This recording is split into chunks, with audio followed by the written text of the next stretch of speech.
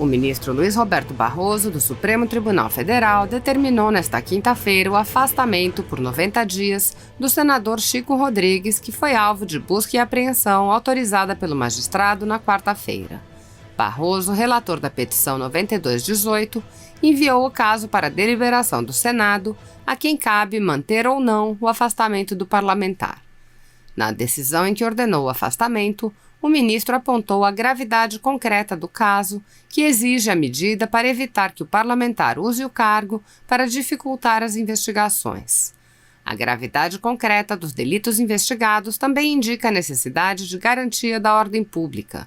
O senador estaria se valendo de sua função parlamentar para desviar dinheiro destinado ao enfrentamento da maior pandemia dos últimos 100 anos, num momento de severa escassez de recursos públicos e em que o país já conta com mais de 150 mil mortos em decorrência da doença, afirma o ministro. Barroso negou o pedido de prisão do parlamentar e de confinamento domiciliar.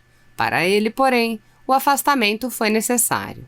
Diante da não configuração de situação de flagrância e da fundada dúvida sobre a possibilidade de decretação de prisão preventiva, impõe-se o afastamento do senador da função parlamentar, de modo a impedir que se utilize de seu cargo para dificultar as investigações ou para, ainda mais grave, persistir no cometimento de delitos.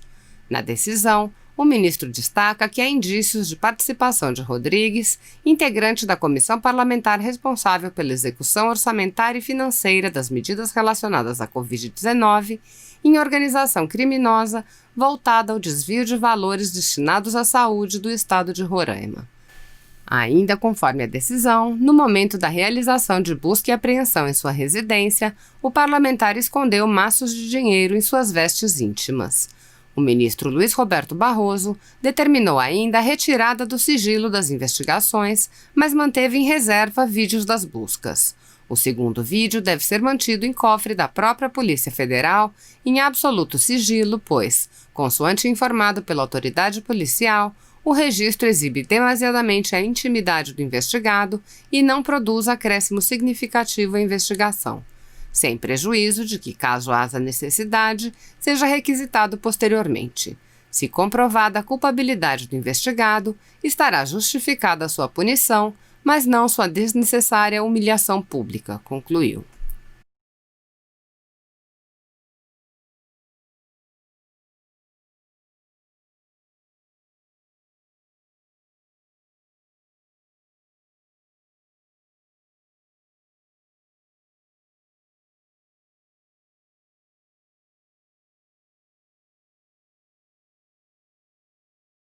Buenas noches, boa noite para todos.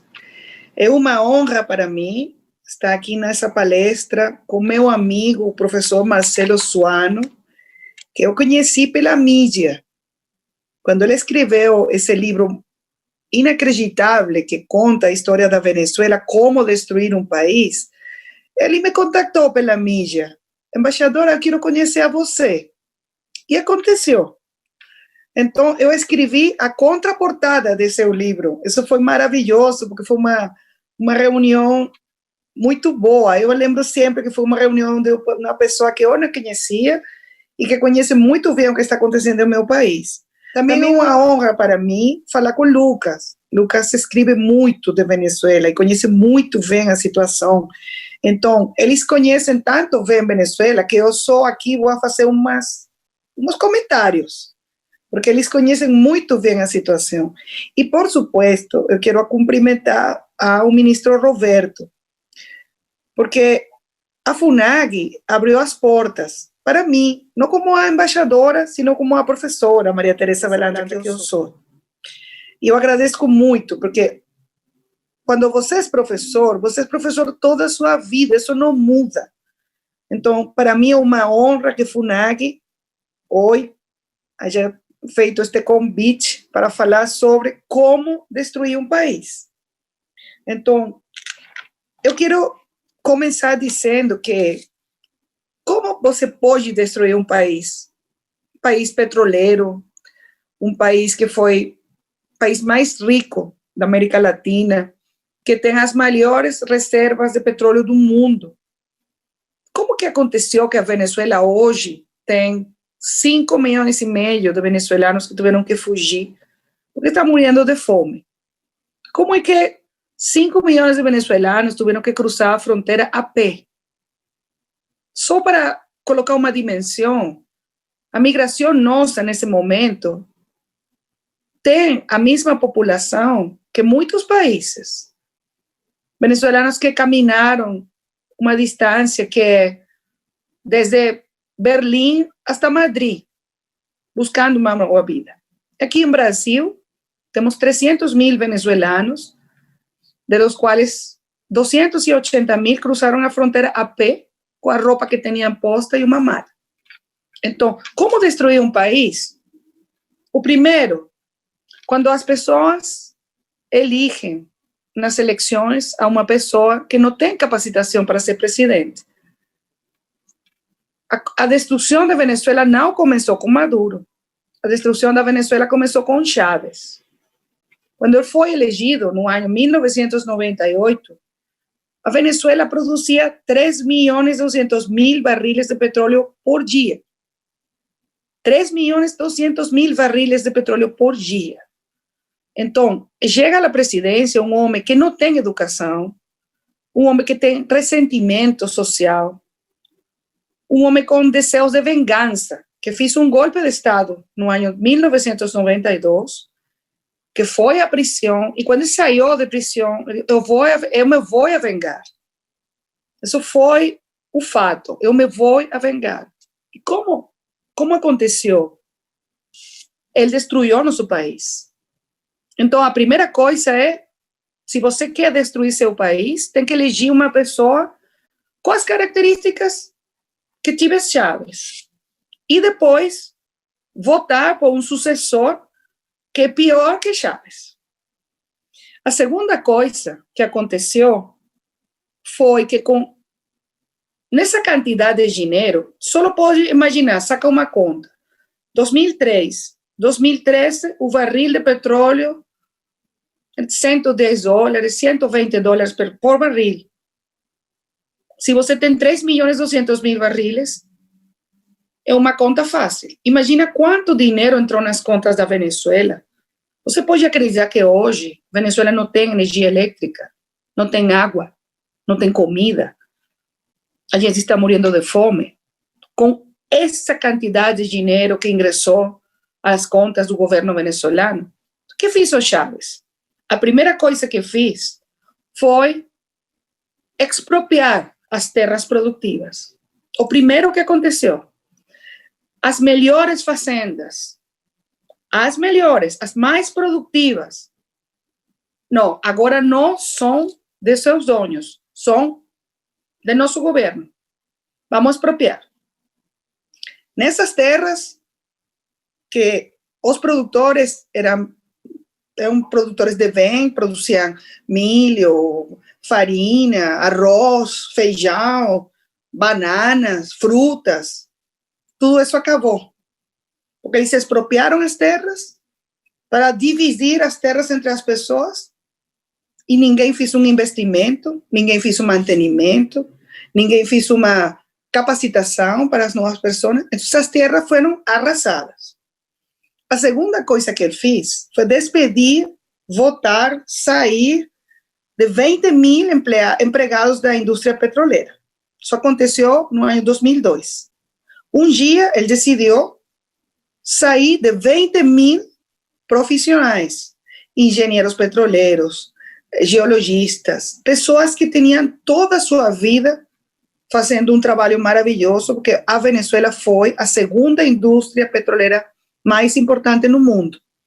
Então, se você quer destruir uma indústria petroleira, o primeiro que tem que fazer é sair das pessoas profissionais e colocar nesses postos amigos ideológicos, pessoas do partido político do presidente que não têm capacitação para fazer o que a indústria petroleira faz, que é produzir petróleo. Essa foi a segunda coisa que ele fez, expropriar as terras produtivas, colocar pessoas sem capacitação na indústria petroleira e começar a fazer convênios com governos não democráticos. O primeiro que tem que chamar a atenção de vocês é que no ano 2001, Chávez visitou Saddam Hussein. No meio das sanções contra Saddam Hussein pela guerra de Iraque. E ele foi a fazer acordos com ele, com o governo iraniano, com o governo de Coreia do Norte, com Cuba, com governos não democráticos. Então, tem uma terceira opção: como destruir um país, fazer convênios com governos não democráticos. A quarta coisa que ele fez foi entregar nossa soberania, nossas forças armadas, nossa inteligência e nossa companhia para fazer documentos, identificação aos cubanos. Chávez fez um convênio com Cuba e ele entregou tudo o que é nossa identificação, registros, cartórios.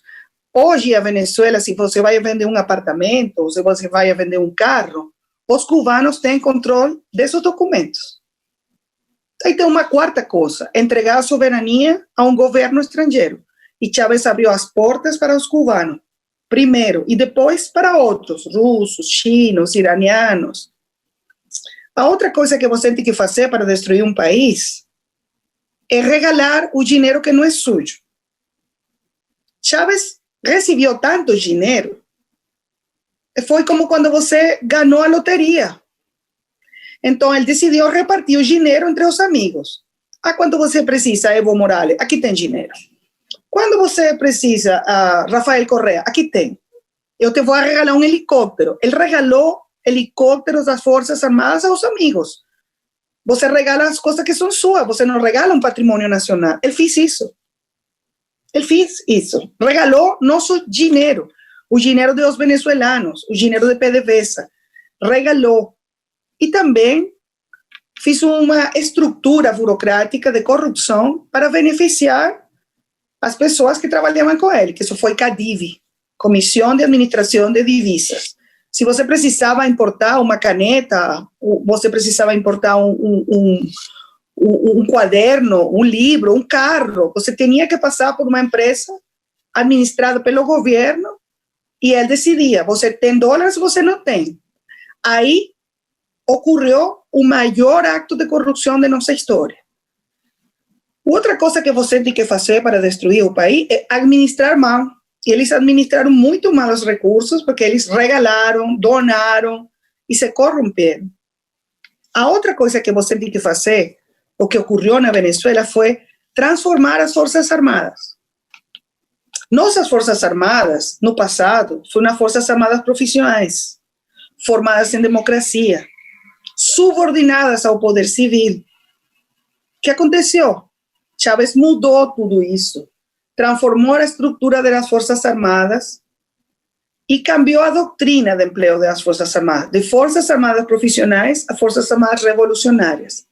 Agora, sua lealdade não é com a nação, sua lealdade é comigo, com o líder da revolução. Quando você tem todos esses elementos e também tem um controle total das instituições, Chávez teve controle do Tribunal Supremo de Justiça, da Assembleia Nacional, da Contraloria, Procuradoria, Direitos Humanos. Todos os poderes estavam em controle de Chávez. Então, você tem aí todos esses elementos que hoje configuram a crise humanitária complexa mais grande do mundo depois de Síria. Com uma diferença: Síria tem 10 anos de guerra civil. A Venezuela está destruída sem guerra civil. Tem 5,5 milhões de venezuelanos que tiveram que fugir. Então, essa outra coisa. Você quer arruinar um país, tem que expulsar os melhores cidadãos. E eles expulsaram médicos, professores, engenheiros, enfermeiros, maestros. Essa foi a primeira migração. Os empresários, a segunda os profissionais, e agora as pessoas que vêm para o Brasil, que são pessoas que não têm trabalho, que não têm medicinas, que não têm comida, que não têm nada, que têm que cozinhar agora com lenha, como se você vivera no século XIX, que fugiram para dar comida a seus filhos. E, finalmente, como você pode destruir um país?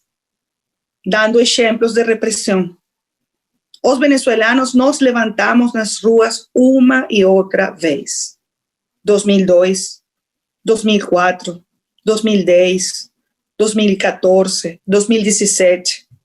Temos mais de 400 mortos nas protestas, mortos. Temos 344 presos políticos. Temos diputados que estão na prisão. Temos diputados, temos dirigentes políticos que eles sofrem torturas. Sofrem torturas. No ano passado, eles mataram um capitão da Marinha torturado. Ele morreu depois de ser torturado. Então, assim você destrui um país. Quando você não tem respeito por as instituições, quando você não respeita a democracia, quando você não respeita a opinião dissidente, quando você coloca as pessoas na cárcel, na prisão, tortura, censura, reprime, acaba com a prensa livre, acaba com a propriedade privada, acaba com o investimento e expulsa os melhores cidadãos do seu país, você tem um país que está destruído, como está meu país agora. Então, o que eu posso falar é um chamado de alarma pela região. Tem que cuidar sua democracia. Quando os cidadãos não cuidam da democracia, acontece o que aconteceu na Venezuela. Isso que eu posso falar com vocês. Eu vou deixar hasta aqui para escutar suas perguntas. Obrigada.